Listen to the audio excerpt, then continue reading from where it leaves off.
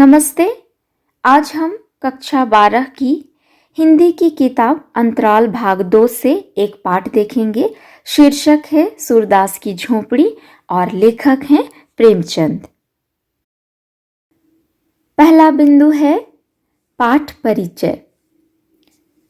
प्रेमचंद का एक प्रसिद्ध उपन्यास है रंगभूमि और सूरदास की झोपड़ी इसी उपन्यास का एक अंश है।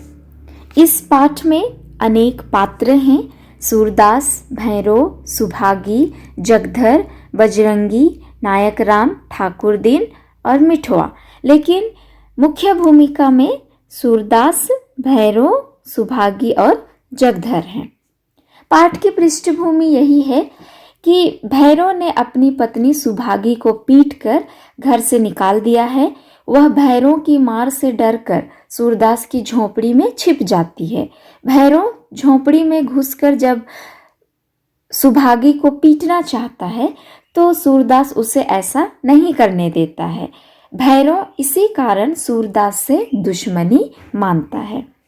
रात के 2 बजे का समय सूरदास की झोपड़ी धूं धूं करके जल उठी। अपने अपने घरों पर सोए लोग आग की बात सुनकर सूरदास की झोपड़ी की ओर दौड़ पड़े। आग पूरे वेग में थी, बहुत तेजी से आग फैल रही थी, अतः आग बुझाने के सारे प्रयास व्यर्थ चले गए। ग्रामवासी, गांव के लोग आग बुझाने का प्रयास कर रहे थे और वे अपनी असफलता पर निराश भी थे। अगला है सूरदास व ग्रामीणों का संवाद। अचानक सूरदास दौड़ता हुआ अपने जलती झोपड़ी के पास आया। वह कहीं और जगह पर सोया हुआ था। अचानक वह दौड़कर आता है और चुपचाप अपनी जलती झोपड़ी के सामने खड़ा हो जाता है। बजरंगी पूछता है, क्या यह कैसे लगी सूरे? चूल्हे में तो आग नहीं छोड़ दी थी। तो सूरदास कहता है, झोपड़े में जाने का कोई रास्ता ही नहीं है। बजरंगी कहता है, अब तो अंदर बाहर सब एक हो गया है, दीवारें भी जल रही हैं। सूरदास कहता है, किसी तरह अंदर नहीं जा सकता। बजरंगी कहता है, कैसे जाओगे? देखते नहीं हो यहाँ तक आग की लपटें आ रही हैं। तो जगतर कहता है, सूरे क्या आज चूल्हा ठंडा नहीं किया था? तो नायक राम कहता है, चूल्हा ठंडा किया होता तो दुश्मनों का कलेजा कैसे ठंडा होता? इनको लगता है कि सूरदास की झोपड़ी में आग किसी ने लगाई है। जगधर कहता है, जिसके मन में इतनी कड़वाहट हो, भगवान उसका सत्यानाश कर दे। सूरदास कहता है, अब तो लपट नहीं आ रही है, थोड़ी आग की लपटें कम हो गई। तो बजरंगी कहता है, हाँ, फूस जल गया है। तो सूरदास कहता है, अब तो अंदर जा सकता हूँ।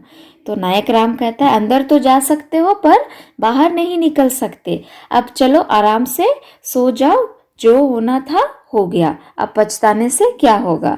तो सूरदास कहता है, हाँ सो जाऊंगा, जल्दी क्या है। तो इस तरह से सूरदास झोपड़ी में जाना चाहता था, पर वहां उपस्थित लोगों ने भयंकर आग की लपटों का हवाला देकर उसे जाने से मना कर दिया। सूरदास असहाय होकर खड़ा रह गया। आग बुझ जाने पर सब अपने अपने घर चले गए, पर दुखी सूरदास वहीं बैठा रहा। आगे है आग बुझाने के बाद। इस समय केवल एक ही अच्छी बात हुई कि आग से सूरदास की झोपड़ी के अलावा अन्य झोपड़ियां बच गई थी। सूरदास के दुखी होने का कारण झोपड़ी और उसमें रखे बर्तन आदि नहीं थे। वह तो उस पोटली के जलकर नष्ट हो जाने से दुखी था जो उसने घोर परिश्रम से एकत्र किया था। उसने एक पोटली में रुपये जमा किए थे और वो पोटली उसे नहीं मिल रही थी, इसलिए वह बहुत दुखी था। उसके जीवन की बहुत सी आशाएं उसी पर टिकी थी, उसी पोटली पर। वो बहुत कुछ काम करना चाहता था उस पोटली के रुपयों से। वह सोचने लगा कि पोटली के साथ साथ रुपये थोड़े ही जल गए होंगे, अगर वे पिघल भी गए होंगे तो चांदी कहीं जाएगी? नहीं जाएगी। वह पछताने लगा कि आखिर इस झोपड़ी को छोड़कर वह अन्य जगह सोने ही क्यों गया। अब पितरों का श्राद्ध कैसे होगा? वह पूर्वजों का श्राद्ध करना चाहता था। उसने समय के साथ साथ काम न करके बड़ी भूल की। वह सोचता है कि जब पैसा था उसी समय मुझे कर देना चाहिए था और इसीलिए वह पछता रहा है। अब आगे है थैली की खोज। अब तक राख ठंडी हो चुकी थी। अब सूरदास ने राख टटोल टटोल कर थैली को खोजना शुरू किया। वह थैली को खोज रहा था जिसमें उसने 500 से ज़्यादा रुपये एकत्र किए थे। उसने सारी राख मुट्ठी में लेकर छान डाली, परंतु उसे वह पोटली नहीं मिली, न ही उसे कहीं दिखाई दी। लोटा तवा सब मिल गया, किंतु पोटली नहीं मिली। एक ईंट हाथ आई, खोजते खोजते एक ईंट पर हाथ चला गया। सोचा शायद पोटली चांदी में बदल गई हो, किंतु यह भ्रम शीघ्र ही टूट गया।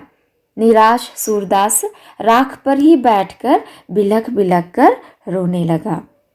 अगला है प्रातः काल होने पर। अब तक भोर हो चुकी थी, सुबह हो चुकी थी। सूरदास के पास जगधर आया और झोपड़ी में आग न लगाने के बारे में सफाई देने लगा। तो सूरदास को शक तो था, लेकिन उसने स्पष्ट कह दिया जगधर से कि तुम पर शक क्यों करूँगा, तुमसे मेरी कोई शत्रुता नहीं है। उसके बाद जगधर भैरव के पास गया और भैरव के पास जाने के बाद वह यह जानने में सफल हो गया कि यह आग उसी ने लगाई है। किसने लगाई है? भैरव ने लगाई है। जगधर ने कहा भैरव से कि यह तो तूने अच्छा नहीं किया। तब भैरव ने कहा कि मेरे दिल की आग ठंडी हो गई। भैरव सूरदास को दुश्मन मानता था। क्यों? क्योंकि जब वह अपनी पत्नी सुभागी को पीटता था तो सुभागी सूरदास के पास छिपने जाती थी सूरदास के यहाँ, और सूरदास उसे पीटने से मना करता था। इसलिए वह भैरव सूरदास को दुश्मन समझता था। और आग जलाने के बाद उसने क्या कहा कि अब मेरे दिल को ठंडक पहुंची है। यह कहकर उसने सूरदास की झोपड़ी से चुराई रुपयों की थैली भी दिखा दी।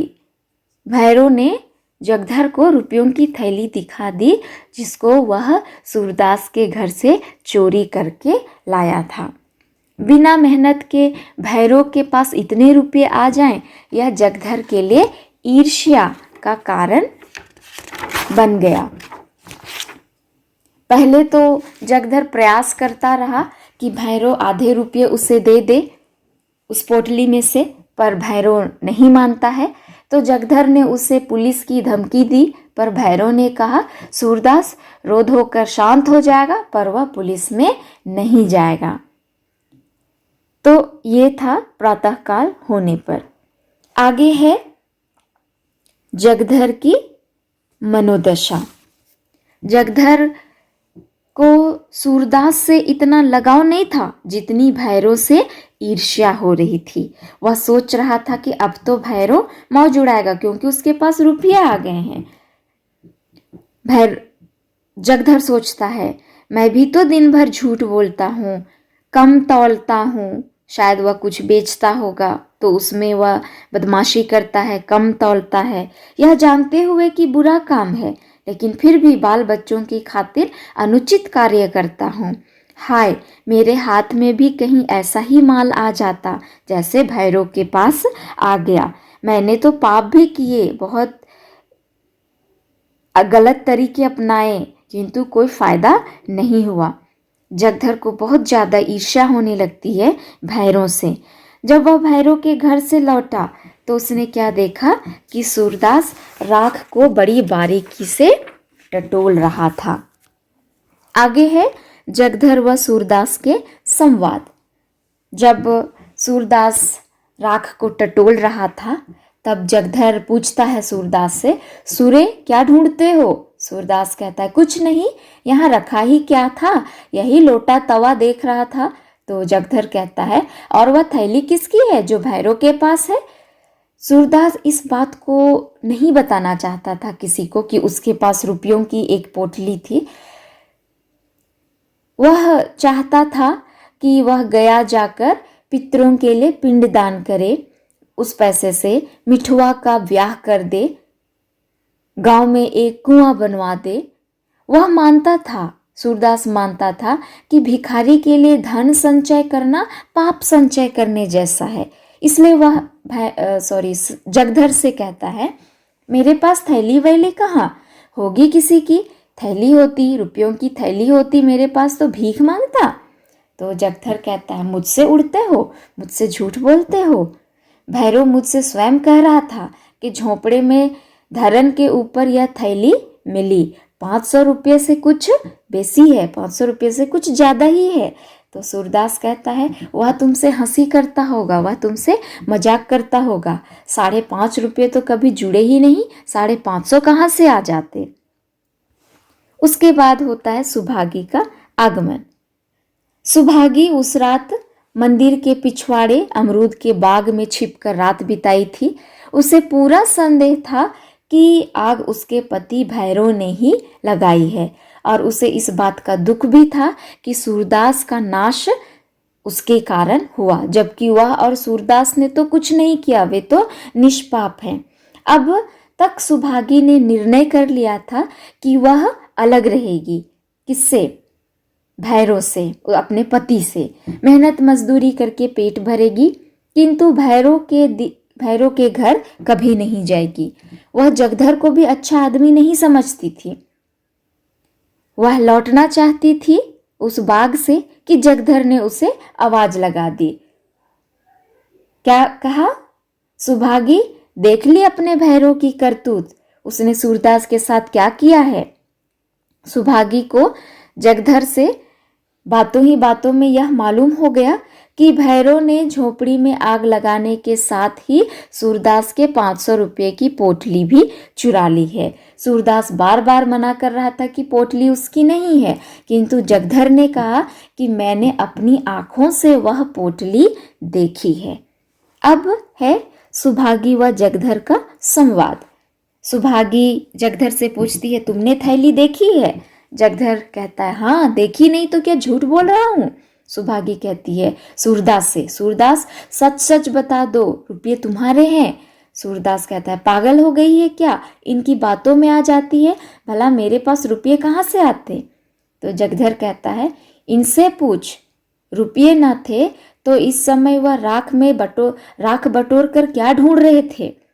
सुभागी को सूरदास के चेहरे से विश्वास हो गया कि सूरदास छिपा रहा है और पोटली सूरदास की ही थी। अब आगे आता है सुभागी का निर्णय परिवर्तन। अब तक जो सुभागी भैरव के घर लौटना नहीं चाहती थी, वह जगधर के मुंह से यह सुनकर कि मैंने थैली अपनी आंखों से देखा है, यह सुनकर वह निश्चय कर लेती है कि अब चाहे वह मुझे मारे या निकाले। कौन? भैरव। वह सोचती है, निश्चय करती है कि चाहे भैरव मुझे मारे या निकाले, पर रहूंगी उसी के घर। कहाँ कहाँ थैली को छिपाएगा, कभी तो मेरे हाथ लगेगी। मेरे ही कारण बेचारे इस सूरदास पर यह विपत्ति आ पड़ी है। मैंने ही उजाड़ा है, मैं ही बसाऊंगी। जब तक इसके रुपये ना दिला दूं, मुझे चैन नहीं आएगी। इस तरह से सुभागी सोचती है। आगे देखते हैं सूरदास की सोच। सूरदास सोच रहा था, रुपये मैंने ही कमाए थे, फिर कमाऊंगा। जो काम इस साल कर लेता वह कुछ दिन बाद हो जाएगा। शायद पूर्व जन्म का भैरव पर मुझ पर कर्ज होगा, इसलिए वह रुपये भैरव के पास चले गए। अब सुभागी का क्या होगा? भैरव तो सुभागी को घर में नहीं रखेगा, बेचारी कहाँ जाएगी। मुझ पर सुभागी को दुख देने का कलंक और लग गया। मेरे पास ना जमीन है, ना घर है, ना धन है, ऊपर से अंधा भी हूँ। इन सब चीज़ों को सोचकर वह दुखी होकर रोने लगा। वह अकेला बैठकर रो रहा था। सुभागी जगधर के साथ भैरव के घर चली गई। अब आगे है सूरदास को ज्ञान प्राप्ति। सूरदास उन सब चीज़ों को सोचकर अकेला बैठा रो रहा था, निराश था, चिंता थी। अचानक उसके कान में मिठुआ के रोने के साथ घीसू का यह कथन सुनाई पड़ा। कौन सा कथन? खेल में रोते हो, यानी मिठुआ और घीसू खेल रहे थे और उसी में मिठुआ रोने लगा। तो घीसू मिठुआ से कहता है, खेल में रोते हो? इस वाक्य को सुनकर सूरदास को मानो कोई मंत्र मिल गया। वह सोचने लगा, लड़के भी खेल में रोना बुरा मानते हैं, रोने वालों को चिढ़ाते हैं, और मैं खेल में रो रहा हूँ। सच्चे खिलाड़ी कभी रोते नहीं, हार हार कर भी मैदान नहीं छोड़ते, धक्के पर धक्के सहकर भी मैदान में डटे रहते हैं। खेल हंसने के लिए है, दिल बहलाने के लिए है, रोने के लिए नहीं। इस तरह से वह अपने आप को तसल्ली देता है। अब अंतिम है सूरदास में परिवर्तन। सूरदास उनके कथन को सुनकर उठ खड़ा हुआ और विजयी मुद्रा से राख के ढेर को दोनों हाथों से उड़ाने लगा।